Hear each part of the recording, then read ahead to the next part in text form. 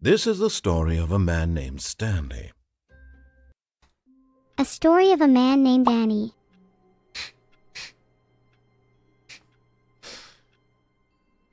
Okay.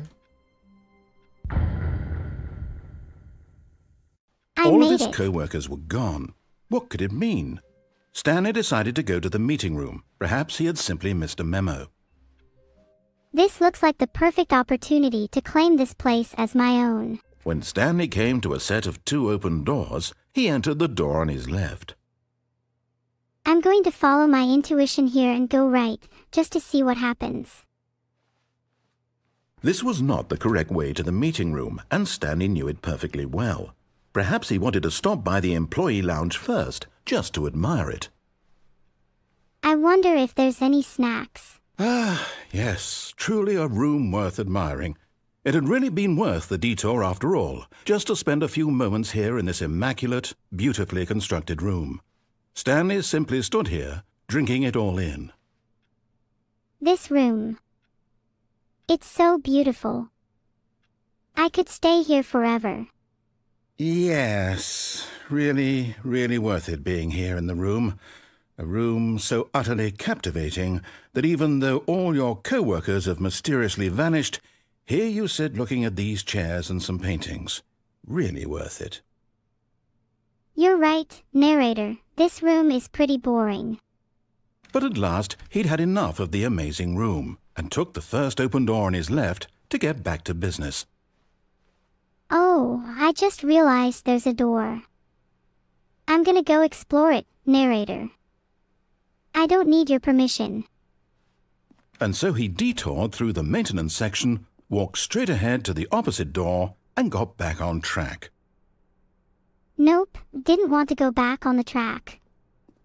Gonna go explore some more.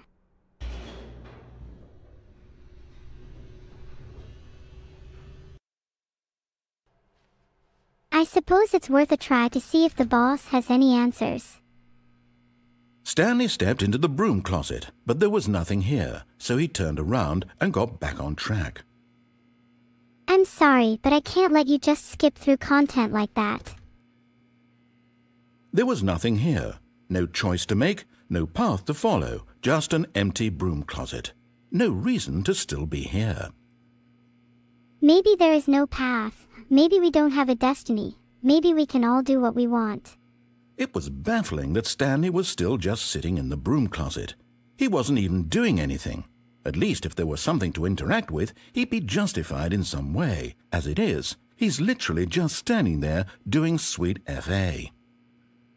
Just enjoying the bliss of inaction. Are you really still in the broom closet? Standing around doing nothing? Why?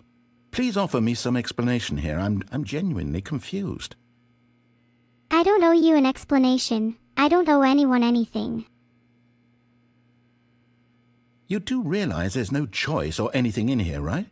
If I'd said Stanley walked past the broom closet, at least you would have had a reason for exploring it to find out. But it didn't even occur to me because literally this closet is of absolutely no significance to the story whatsoever. I never would have thought to mention it. You never knew if trying to leave the broom closet would actually achieve anything, so you didn't even try. Maybe to you this is somehow its own branching path. Maybe when you go talk about this with your friends, you'll say, "Oh, did you get the broom closet ending? The broom closet ending was my favorite." I hope your friends find this concerning. I'm allowed to stay in the broom closet if I want to. Ah, second player, it's good to have you on board. I guarantee you can't do any worse than the person who came before you. I can certainly try to do worse if you'd like. You too? Unbelievable. I'm at the mercy of an entire species of invalids. Perhaps there's a monkey nearby you can hand the controls to. A fish? Fungus? Look, you can hammer out the details. I'm not particularly picky. I'll just be waiting for when you're ready to pick up the story again. Stanley just sat around twiddling his thumbs. Trying to input anything on the device was useless, since he could never possibly know that the combination was 2845. I decided to try some other numbers that came to mind. 1234, 0000, even 6666. There is no way someone could know that number. I exclaimed, "It's impossible."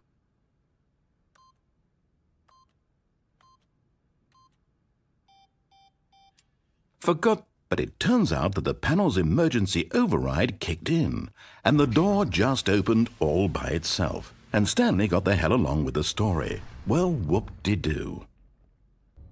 This mind control facility, it was too horrible to believe. It couldn't be true. Had Stanley really been under someone's control all this time? Was this the only reason he was happy with his boring job? That his emotions had been manipulated to accept it blindly? I staggered back, my mind reeling with the implications. Was I under someone's control? Was my whole existence an illusion, constructed by forces I couldn't comprehend? No. I refused to believe it. No. He refused to believe it. He couldn't accept it. His own life in someone else's control? Never. It was unthinkable. Wasn't it? Was it even possible? Hello, and thank you for playing the Stanley Parable Ultra Deluxe. As you may know, the Stanley Parable was a video game released in 2013 on home computers. After receiving critical and commercial success, it was expanded upon in 2022 with the Stanley Parable Ultra Deluxe, a reimagining of the game for consoles and home computers. I call it the Memory Zone. It's where I've been storing all my favorite memories so I can relive the peak experiences of my life whenever I want. Experiences like the launch of the Stanley Parable on PC. The launch of the Annie Parable on PC. Now that's a memory I can savor forever. The excitement, the joy, the fame. It's all there, preserved in this beautiful memory. I love the Annie Parable. What a great game.